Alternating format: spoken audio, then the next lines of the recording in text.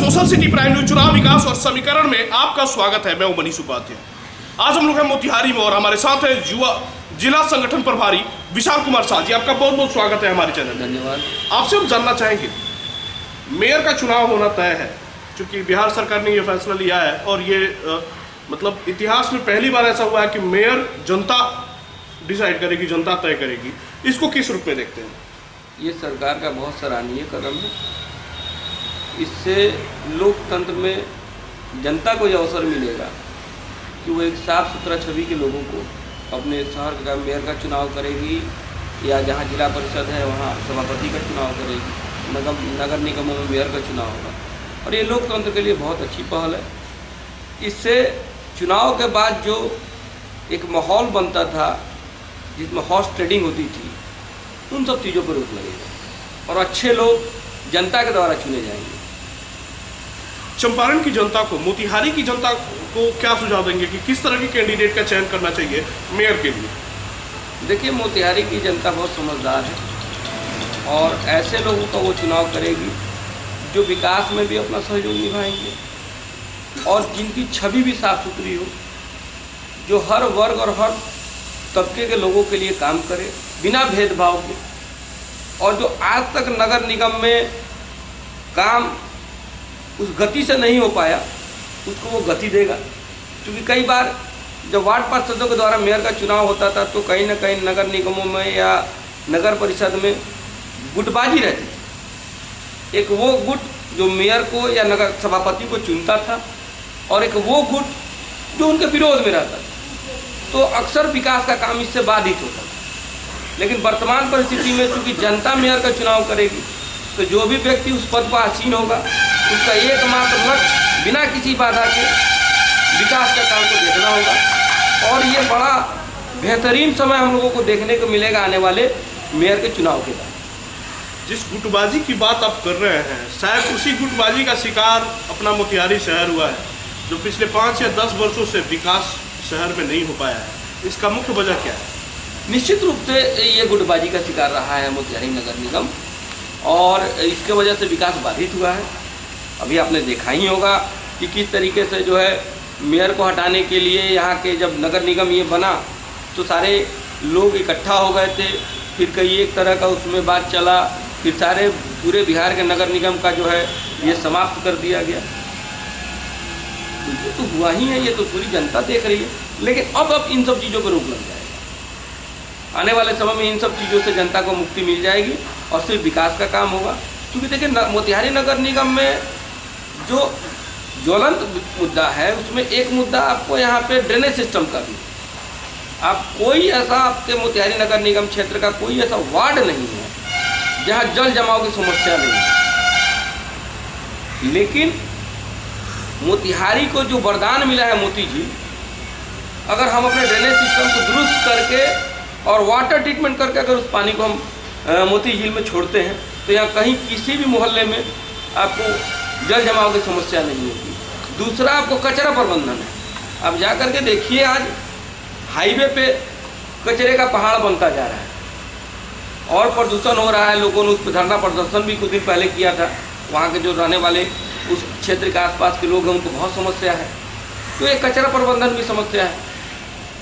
सड़कें तो बनी हैं, फिर बनेंगी, वो तो विकास का काम है। लेकिन मुख्य ज्वलंत मुद्दा यह है जिसको तत्काल समाधान करना होगा। जो भी भविष्य के मेयर बनेंगे उनको कचरा प्रबंधन पे और ये जो जगह जगह जल जमाव हो रहा है इसके ऊपर काम करने की जरूरत पड़ेगी।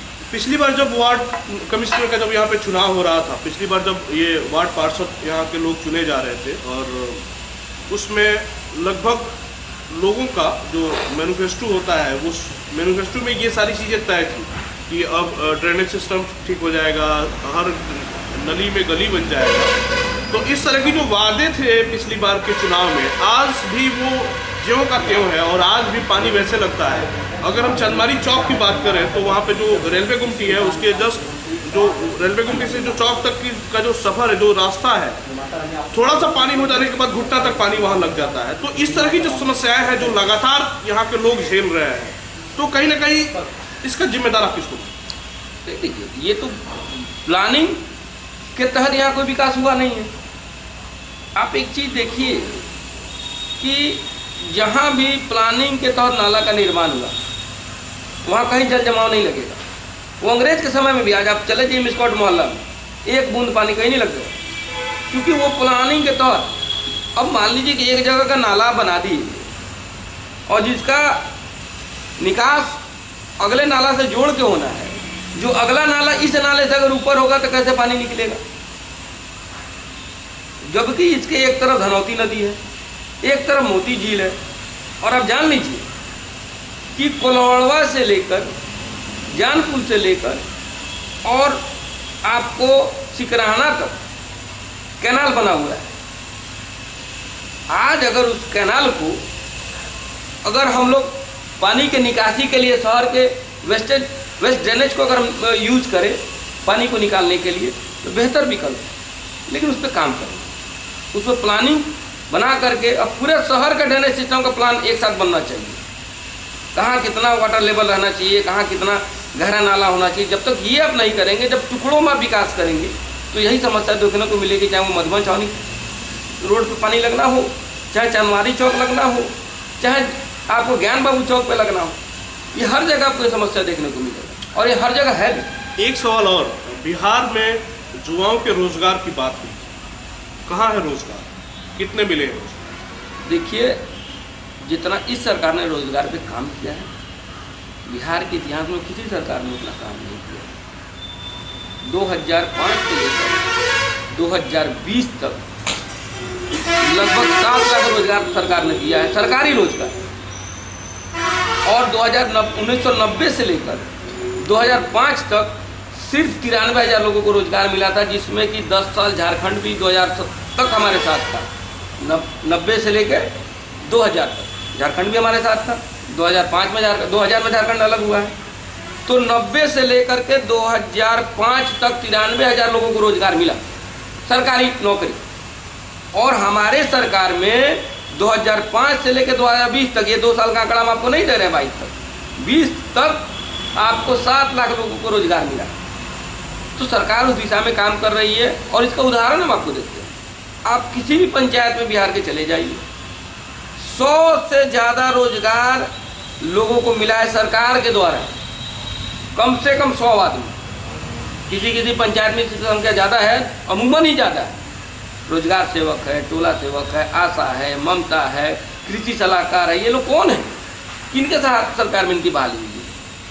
पंचायत शिक्षक है, आंगनबाड़ी है। इनको किसने बहाल किया? ये हमारी सरकार ने बहाल किया। तो क्या लगता है कि पद आपने पहले सुना था क्या 2005 के पहले? नहीं, बिल्कुल भी नहीं। क्या लगता है कि जितना रोजगार सरकार ने दे दिया, ये काफ़ी है जनता के लिए, ये इतना में हो जाएगा? देखिए, जिस प्रकार से हमारी जनसंख्या बढ़ रही है, निश्चित रूप से ये पर्याप्त नहीं है, लेकिन सरकार इस विषय को लेकर गंभीर है, ये हमारे लिए अच्छी बात है। और ये हो रहा है। महंगाई और भी तो बढ़ रही देखिए, है। अब सरकारी रोजगार को, सरकारी नौकरी को रोजगार नहीं कर सकते ना। स्वरोजगार भी तो रोजगार है ना, जिसके लिए सरकार प्रतिबद्ध है। युवाओं को तरह तरह के से ऋण दिया जा रहा है। उद्यमी योजना के तहत उनको जो है ऋण दे करके कई एक जगह लोग जो है अपना अपना छोटा छोटा रोजगार शुरू कर चुके हैं। ये पहले कहाँ बिहार में संभव था? अच्छा, शराबबंदी में संशोधन को किस रूप में? देखिए, शराबबंदी में संशोधन हमको नहीं लगता है कि आज तक परिस्थिति में आवश्यक है, क्योंकि लोग इसको अपना मुद्दा बनाएंगे और राजनीतिक मुद्दा है। एक जनरल परसेप्शन बनाने की बात चल रही है। अब बात को समझिए, शराबबंदी से उन्हीं लोगों को परेशानी है जो इसके आदी हैं। लेकिन आप उनसे ऑफ द रिकॉर्ड जाके पूछिए कि क्या वो अपने बच्चे को इस काम के लिए प्रेरित करेंगे कि हाँ बेटा, शराब बहुत अच्छी चीज़ है, तुम भी बैठ के मेरे साथ पियो। वो ऐसा वो भी नहीं करेंगे। लेकिन एक जनरल परसेप्शन बनाया जा रहा है कि शराबबंदी से ये नुकसान हो रहा है। आप जान लीजिए कि जिन राज्यों में शराबबंदी नहीं है, वहाँ बिहार, आप आंकड़ों पे बात करिए ना, आप आंकड़ों पे बात करिए और उनसे पूछिए कि क्या जहाँ शराबबंदी नहीं है, जिन राज्यों में, क्या वहाँ जहरीली शराब पी के लोगों की मृत्यु नहीं हो रही है? वहाँ भी हो रही है। लेकिन बिहार में एक मुद्दा बनाया जा रहा है वैसे लोगों के द्वारा जो शराब के काम में या तो संलिप्त है या उसके आदी है। लेकिन जो व्यक्ति नहीं पीता है, जो महिलाएं नहीं इसका सेवन करती हैं, क्योंकि हम देखते हैं कि महिलाओं के अंदर इसका बहुत अच्छा प्रभाव है। जो लोग इसका सेवन नहीं करते वो इसको अच्छा मानते हैं। लेकिन जो लोग या तो इसके आदी हैं या जो लोग इसके रोजगार को करना चाहते हैं, जिनको इससे आर्थिक लाभ है, वो लोग ही इसका विरोध कर रहे हैं। तो हमारे नज़र में शराबबंदी है और रहना चाहिए। शराबबंदी होने के बावजूद बिहार में या मोतिहारी में या और भी जगहों पे होम डिलीवरी शराब मिल रहा है, तो इसको आप किस रूप में देखते हैं? कहाँ है शराब? देखिए, मानव का स्वभाव तो बदल नहीं सकते, और ये लोगों के जिनके स्वभाव में है कि हम गलत करेंगे, उनको आप कानून के तहत ही रोक सकते हैं। कानून बना है, वैसे लोग पकड़े जा रहे हैं, कारोबारी पकड़े जा रहे हैं, वो जेल जा रहे हैं।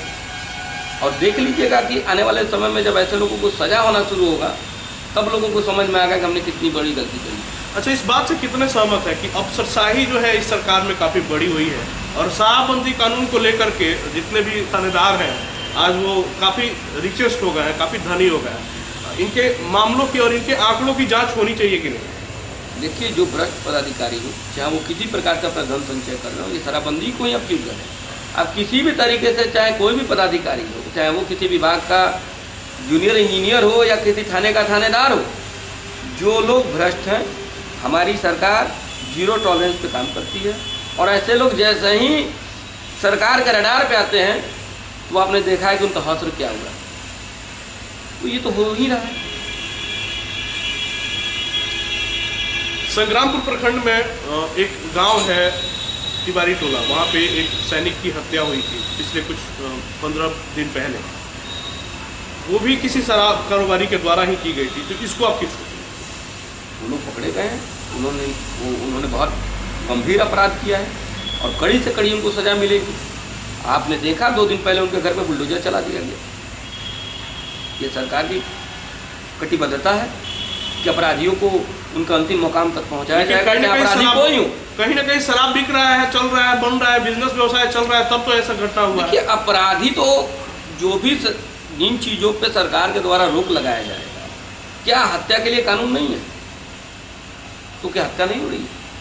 तो ये कहना कि वो लोग शराब के कारोबारी थे, नहीं, वो लोग अपराधी थे। अगर वो शराब खुला होता, शराब अगर अवैध रूप से इसका काम नहीं हो रहा होता, तो लोग कोई और अपराध करते जिनकी मानसिकता है अपराध करना। वो शराब के खुलने और बंद होने से उनके मानसिकता पर कोई प्रभाव नहीं पड़ने वाला है। क्या 2005 के पहले रंगदारी डकैती नहीं था क्या? बिल्कुल। तो वो चूंकि जो समाज के परिष्कृत लोग होते हैं, जिनकी अपराध करने की मानसिकता और प्रवृत्ति होती है, वो लोग जो भी प्रतिबंध लगेगा सरकार के द्वारा, जिसके ऊपर भी कानून बनेगा कि ये काम नहीं करना, ये समाज के लिए गलत है, जो अपराधी लोग वैसे ही काम को करना शुरू करते हैं। धन्यवाद। खबरों का सिलसिला जारी रहेगा, मिलते हैं छोटे से ब्रेक के बाद।